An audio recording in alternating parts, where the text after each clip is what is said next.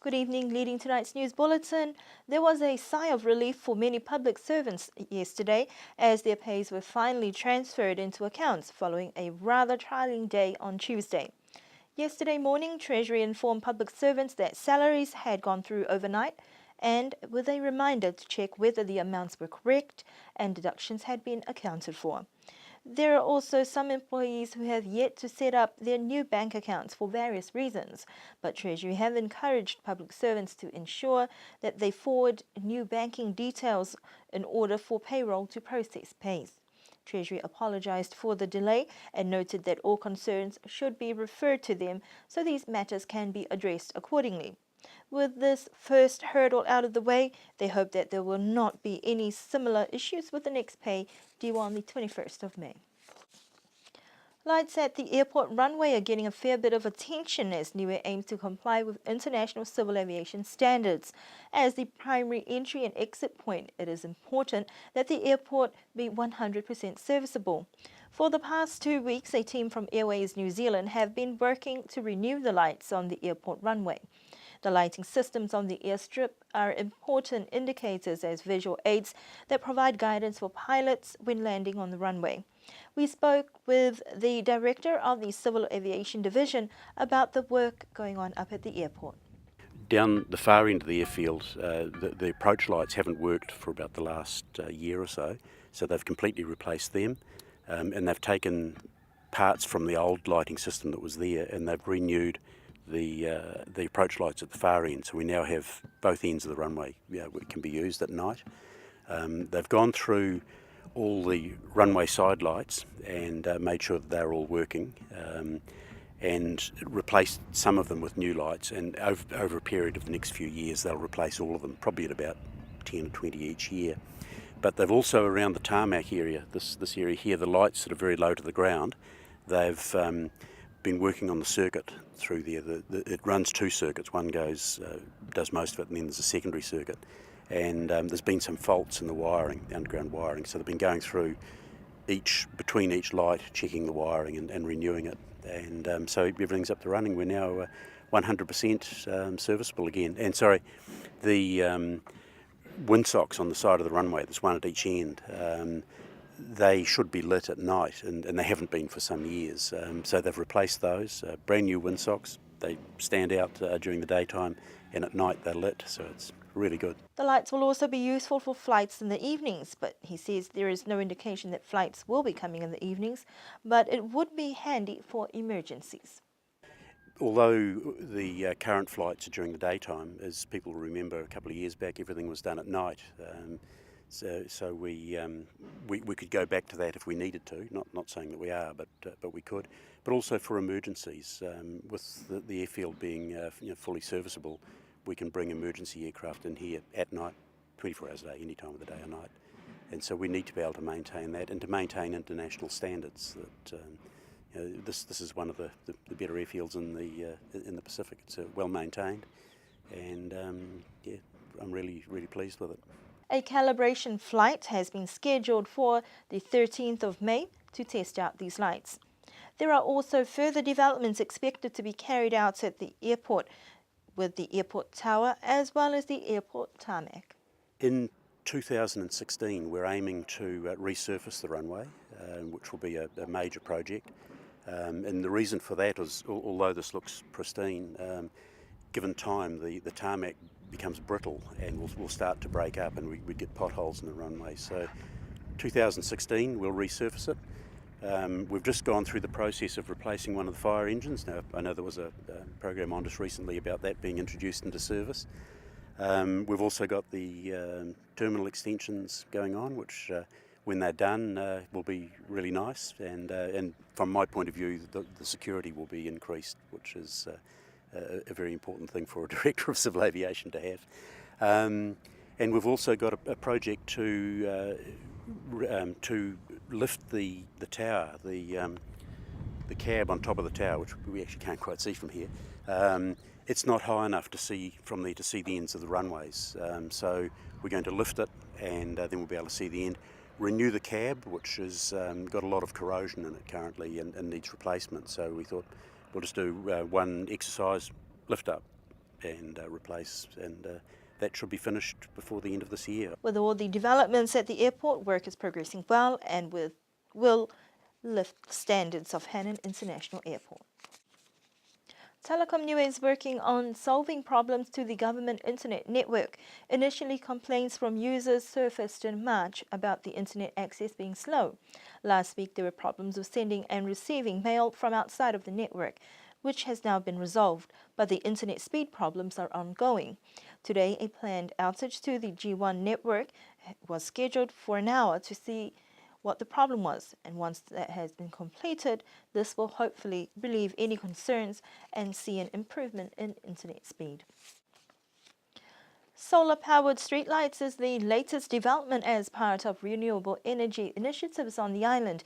The new lights are part and parcel of the EDF10 renewable energy project that have been installed by the Niue Power Corporation with the support of government. The Premier has sourced 4 solar streetlights. They are the 30 watts lights powered by 32 voltage battery storage. So 4 of them are now identified areas to install. One now at Lofi in front of the Ecclesia, and one up at Niue High School. The other 2 will be one at Kaimisi and one at the airport. The purpose is to see how they operate here, and if they are good, then we'll proceed to get some more. It's a little bit expensive now, but we are hoping that in the near future the price will drop. This is like a promotion and for expansion of the production of renewable energy. The other part under the renewable energy is the installment of 74 kilowatt solar panels. These are to be located where the water bores are around the villages. And one big one similar to the health will be installed near the airport. That is part and parcel of the renewable energy under the EDF10.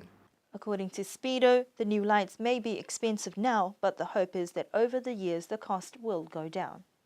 The cost, it's about $3,000. So by 4 it will be between 10 to 15 landed here on Niue. For comparison of these lights and the normal street lights we have, the light output is not that much for the normal street like the road, but it's enough to see a person, someone is around the area.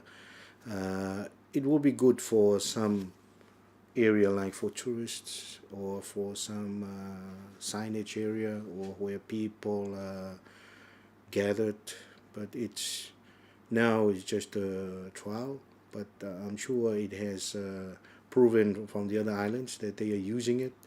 So yes, they're good to use. Speedo also explained how the system operates.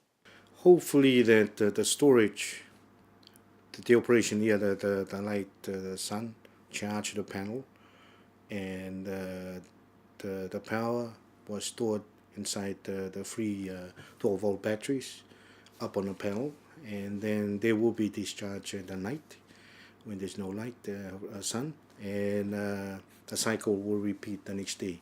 If it's like overcast, then the result will be seen in the night. The light might be not operating up to the morning, maybe 3 a.m., 12 a.m., but I'm sure that the previous day might have power already inside the battery to make sure it survives up to the next morning.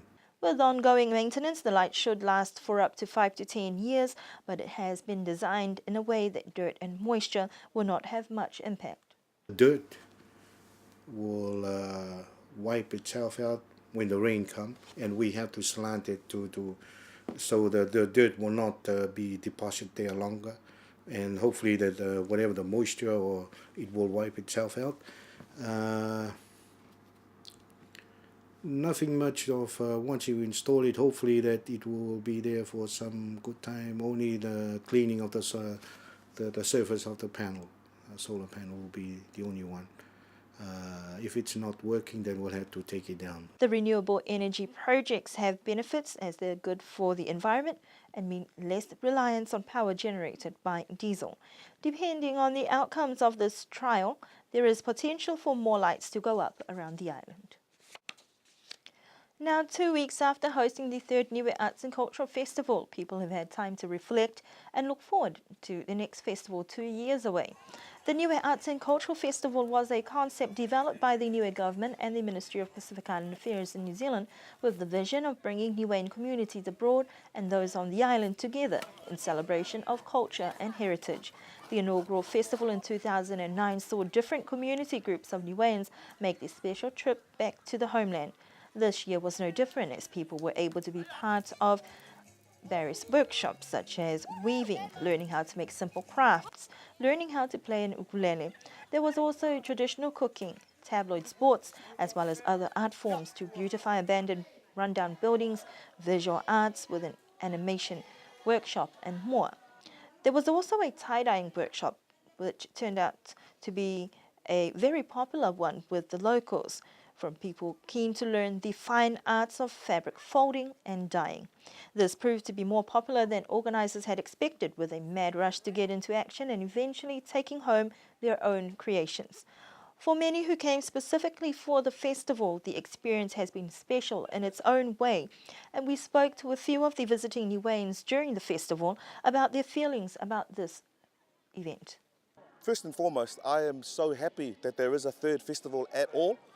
Considering after that first one, and it was all, go along, improvise. A lot of it was improvised and stuff.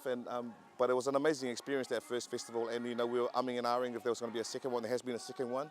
And now there's a third one. So, I'm not comparing. I'm just happy that it's still going, because it's amazing. It's amazing for me as a Niuean living in New Zealand. And I'm hoping it's the same for Niueans living here on the motu. This time it's been really special in a different way. I got to spend a little bit more time visiting family this time. Last time I was here with my own children and my wife and that, and so this time I got to move around a little bit more easier. But I do miss them, awfully so. But it's been really good this time around. For me, I have to say, watching Niue Primary School perform on the cultural evening, and they one of the songs that they did was to a melody of one of my good friends. Her name's Aradna. She's a big artist back home, and I actually called her up, and she was nearly crying. So hearing her song's melody, but with a Niue language, was just something really special. So maybe in future you might think of bringing the kids to go to Niue Primary School. Could be. Well, we'll be back next year, that's for sure. All I did was basically share music, and so did Shay and so did Tingy as well, and a couple of local acts as well. And I think on that level of things, it was nice to be here and singing and sharing all that type of stuff as well. Because music's something that I do too, and I love it. And to be able to come back and share music, and not only that, but put two things together, which is music and anga whakamutu, which is our culture and the songs of our people. It's kind of nice to be able to do that. So it was really, really, really nice. I want us to be a part of it because I've been to the first one, I've been to all of them so far, and I just felt that we'd carry on that tradition and see what's coming up next, see if it's improving. It's exciting being here. Everyone in our group's enjoying it. We're loving the immersion in the culture, especially our Australian Niueans. This is their first time really being immersed into the Niuean culture, so that's really good for them. I know our group is loving it. One of the ways to definitely positively, great, fantastic ways of letting our people out there in the world know that we exist and that life, is vibrant and alive here is the Arts and Culture Festival. Word will go out from last night and the festival before about us coming here, which is what me and my son Shei Fu want to highlight, and I sometimes wonder whether we ought to do that, or just keep it to ourselves, don't tell anybody type thing, but that's the way of the world. The Arts and Culture Festival. Young ones coming back here and putting it on Facebook, showing the beauty of the place and the families that they have here. And we intend to do it through music and continue to promote the island and the people, through our music. I wanted to come to this festival to experience the culture and the arts of the Niue society, and I wanted to learn how to make traditional wear and just the experience, because this is my first time here. I really liked it. The fashion show last night was pretty impressive. The auctions and stuff, it was really cool. I loved the artwork. Some artwork that I haven't seen in a long time, it's different to what I've seen in Australia. So yeah, and I really liked the cultural wear that I saw last night. And yeah, I've been involved with the singing and with my auntie with Tupumaanga Niue. I brought the children back. Their father was born in New Zealand, of a Niuean father, Takiula from Utalo, and he went on to write some quite popular music that went around the world, and was always very proud to be Niuean, and took the music right around a song called How Bizarre that went #1 all over the world. So we brought the children home. He passed away 3 years ago, and we wanted to return the children here, and a special piece of punamu stone from home back to the foundations of his nana's home. We gifted his very first award he won in New Zealand, and it was a Tui, which is a New Zealand Music Award. And it was just the very first thing he'd ever won, and he was so proud, so we thought we'd package it up and bring it home, and so it will always be here. So kids can come back every year and see it. The group we came with was pretty good. Good bunch of people, get along with, happy family, I guess. Yeah, this is my first time to Niue, so I think it comes down to the simplicity of the way of island life and whatnot. And coming to the festival and seeing all the young talent, everyone back home, all the little kids, they don't know how to play the ukulele or the guitar or the drums or sing. And most of all of these kids can do all at the same time, so it's pretty good, man. I managed to make what was a resemblance of a fan yesterday. And the tie-dye I liked this morning, but the workshops have been awesome. The guys, everyone liked the atmosphere as well, so I'm grateful. I just came on my own. I pretty much came to look for work, but it ended up having the same time as the festival, so now I'm participating in a lot of the cultural stuff. I participated in the cultural wear. Just a couple of me and my cousins created something on the spot, and so they chucked me in the show, and it was really fun. And the last of the groups who travelled especially for the festival departed the island last Friday. That concludes our news bulletin for tonight. We do hope that you can join us again for our next news bulletin next week. Do enjoy the weekend ahead. Don't forget to check out the Makefu Show Day this coming Saturday.